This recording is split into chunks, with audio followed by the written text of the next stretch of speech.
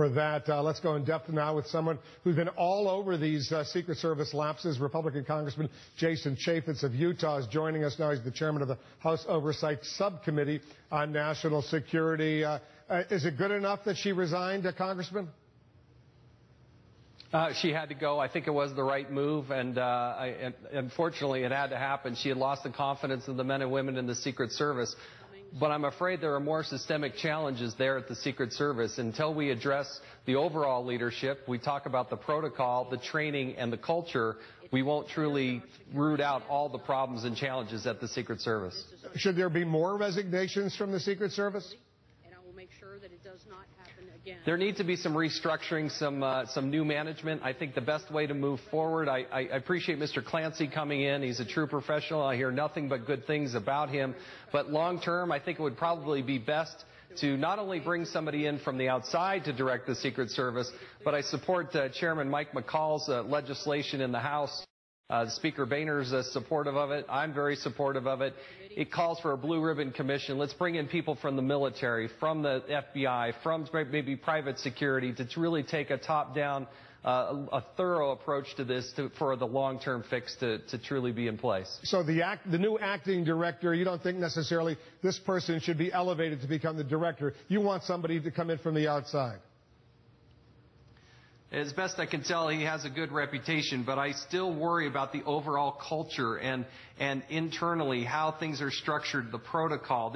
This is a deep-seated problem. It's not going to be fixed in a day, but this is an agency that can never, ever make a mistake. So they got to get their act together and do it fast. But in fairness to Julia Pearson, and I think you agree, you can't simply blame her for all the problems, all these various problems that the Secret Service has had.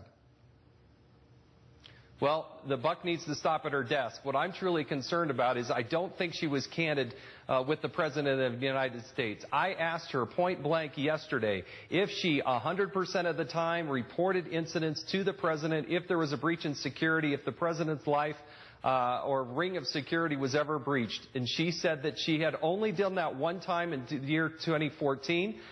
Which means she didn't tell the President about the elevator situation. And that is just, if you hold things back from the President of the United States that deal with the safety and security, he's the Commander-in-Chief of the United States of America. He's our President. I know, Republicans and Democrats, he's the President of the United States. You can't have a Secret Service director who's holding back that type of information and then telling Congress that she tells them 100% of the time. That was deception. And when it got to that point where it was clear to me that she was deceiving people, that's when I yesterday came to the conclusion that she had to resign, and I'm glad the White House did as well. She spent, 3 hours answering questions for your committee yesterday. How much did that play? How much of a role did that play in her resignation? The 3 hours she spent there yesterday, by all accounts, she didn't do a very good job. Yeah. Look, I wanted to hear from her that when we talk about an intruder in the White House, when you talk about somebody getting close to the President, I wanted her to be fired up and say, they're never, ever going to get to the President. They're never going to come into the White House again, no matter what. Instead, we heard about the study and we're going to investigate, and it just didn't inspire any confidence. And I've had good working relationship with Elijah Cummings, the ranking Democrat on the Oversight Committee. He's a good man, and he and I were lockstep in a lot of this. And I think you saw Steve Lynch out of Massachusetts, a Democrat, get pretty fired up about it as well. Those of us that were sitting in that room in a bipartisan way, I think left with less confidence in her rather than more, and it was not a good showing. I want you to stand by, Congressman. I have a lot more questions for you because this is a true scandal. We'll continue with the breaking news right after this.